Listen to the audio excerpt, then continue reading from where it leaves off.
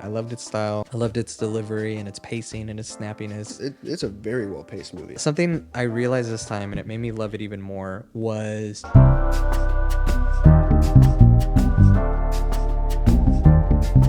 So this is my first time watching Baby Driver. yeah. What'd you think? I loved it. I knew I was gonna love it. Yeah. It's just one of those movies I'm into. I'd heard some stuff about it before, like how he wrote the script kind of at the same time he was listening to music, and so I knew music was gonna be like a big part of how the story goes. Oh yeah, it was everything. It was another character in the story, basically.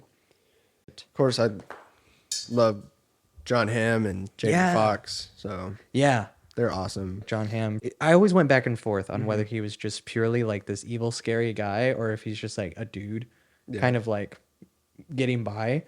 He had both of those dogs in him, like at every moment until he went full one way or the other. Yeah, I feel like in the beginning of the movie, he's just fine. He's just a freaking dude. He's just trying to make some money. He was sticking up for Baby. When him and Jamie Foxx are in the restaurant, Oh yeah, and they're talking, and that's that scene so good. And then the next restaurant scene, when it's like the frame rate a little slower, and the music's going, and that's the only scene I'd seen. No way. Before, yeah. Oh, that kind of sucks that it was that one that you had seen, because I mean, it's so impactful when you haven't seen it. No, I'd forgotten like what happened. Yeah. I knew he was threatening, and I knew he got shot, but I didn't remember how that happened. I didn't remember if the cop was going to shoot him, or if Baby was going to shoot him. Or Okay. If something was just going to happen. So like, I was still shocked when Baby shot him. I was like, oh, that's right. The tension in that scene was awesome. I'd seen that clip of Kevin Spacey with whenever the lights come on and he's like, bananas. I'd seen that in memes and stuff. Yeah, there's some memes, but from I this one didn't that are know it pretty was good. from that movie. And so when that came on, I was like,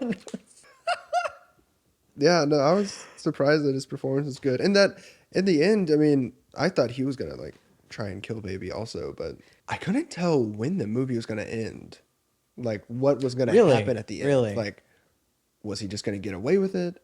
Which I was okay with, but I also felt like, he's such a pure character that him just getting away with all that stuff is kind of weird. Yeah. And then he got arrested, and I was like, okay, that makes sense. Yeah. I was like, but I'm also kind of sad. Because, like, they're saying he's going to go away for like 30 years. Yeah. 25. I was like, oh, man, that sucks. Yeah. But then he got a parole, and I was like, oh, nice. Yeah, at the ending, it felt a little unclear whether he actually got out or... Yeah, or he just that was his dream. Yeah. Of, like, getting out. Maybe, I don't know. I kind of took it as he was actually getting out on good behavior because he already had that dream, like, earlier in the movie. Yeah, and all the people were vouching for him, and it was a kid put in the situation. So more than likely he got out of it. And he got his happy ending. One of the things that it was just like oozing and that I loved is obviously just its cohesion as far as direction is concerned. Its style, like obviously the music, the pacing, freaking like the set design and like cohesion was like amazing. Like that opening sequence, well, like the second opening sequence, it kind of has like two opening sequences. There's the getaway, and then there's like him going to get the coffee, and like the lyrics are on the... Oh, that was awesome. I love that so much. It's like a musical. That's just Edgar Wright's signature because I love Scott Pilgrim. Yeah. And that movie does a really good job of bringing like a comic book to life. Yeah. In terms of just like some of the shots just like look like comic book panels sometimes, or they have the words on the screen. And so it makes sense for a movie that's more based on like music and just like a cool, slick characters. Like where you said that the shots are really slick. Yeah. That scene it looks like a music video. So I always loved that. Earlier on in the movie when he's at his house with his foster dad, and they're like flipping through the channels, it had like a bunch of scenes from movies, right? And I didn't notice until the third viewing where when he's flipping through the channels and not all of them, but some of those lines that are said, he says later in the movie, it's like, wait a second. He grew up to be like, I don't know, he was like really young when his parents died, right? And so ever since then, he's been with this foster dad who can't speak. And he's been in this crime world where he doesn't want to speak. Yeah. So like the only like talking he's ever done is like what he's learned from television. Yeah. So I kind of like saw this movie and like its pacing and its slickness and its bigger than life like storytelling element. It like makes all of the quippiness and the slickness like basically just like makes sense as far as like that's how he views the world. Yeah. And like the girl he falls in love with, like how her accent is so exaggerated. Some of the like characters talk in like these lines that no one would ever say, like alliteration, all this like snappy stuff.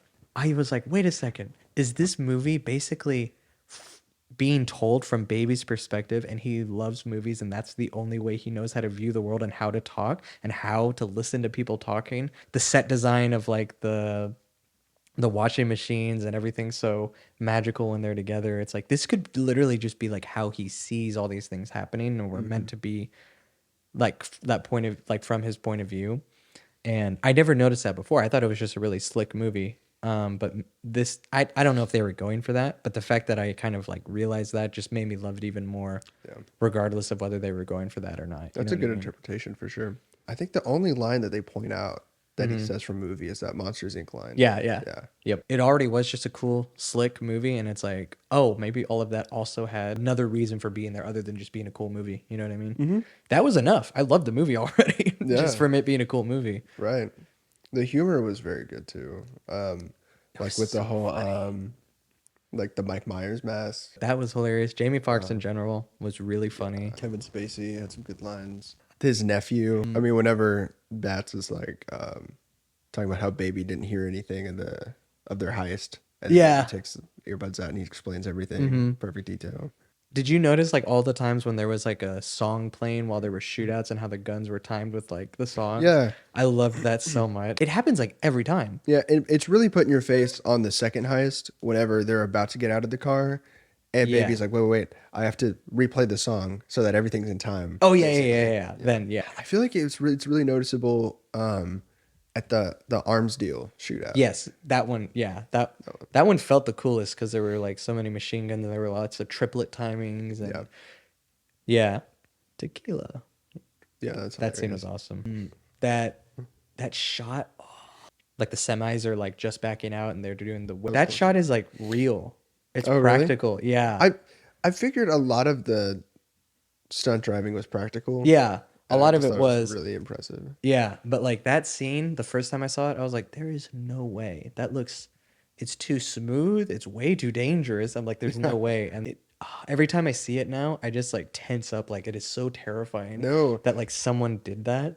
Whenever he's in that first chase, when they go under the highway with the other two red cars, and he like goes around and like breaks to switch positions. Yeah. So that was tense. Yeah. Because there's there's like other people there that or in the second chase when the military guy is chasing after them and he rams him underneath the 18-wheeler and he's like pushing it. Yeah, that was great.